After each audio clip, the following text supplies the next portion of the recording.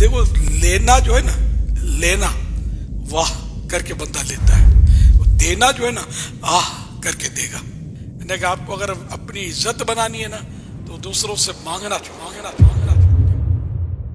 پیر صاحب کو کوئی شخصیت تھی، وہ آ کر پیش کرتی تھی.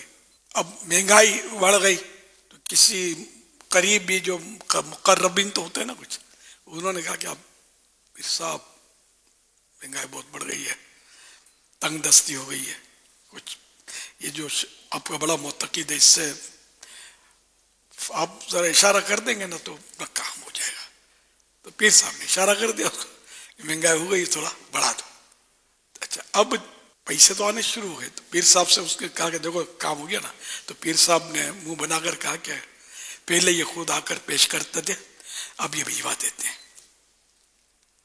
دیکھا نا پیر صاحب کی ویلیو ڈاؤن ہوئی نا، کہ پہلے خود آ کر پیش کرتا تھا، اب آتا نہیں ہے، کچھ بدزن ہوا ہے، یہ بھجوا دیتا ہے. اور اب تیسری بار مانگیں گے تو بھجوانا بھی بند ہو جائے گا.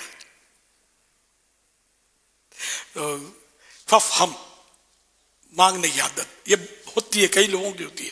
اسکوٹر مانگ لیے تو موبائل فون مانگ لیا تو یہ مانگ لیا تو وہ مانگ لیا. دیکھو لینا جو ہے نا، لینا واہ کر کے بندہ لیتا ہے، دینا جو ہے نا آہ کر کے دے گا. تو اس لیے مطلب کسی کے مال پر نظر رکھنے کے بجائے مولا پر ہم نظر رکھیں تو انشاءاللہ بیڑا پار ہے. اس میں اپنی عزت بھی ہے، یعنی کہ آپ کو اگر اپنی عزت بنانی ہے نا تو دوسروں سے مانگنا چھوڑ دیں، کوئی چیز بھی نہ مانگے.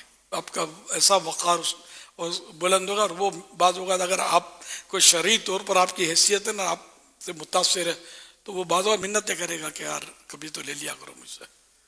سب سے آخری نبی صلی اللہ علیہ وسلم کا فرمان علی شان ہے، دنیا سے بے رغبتی اختیار کر لو، اللہ پاک تم سے محبت فرمائے گا.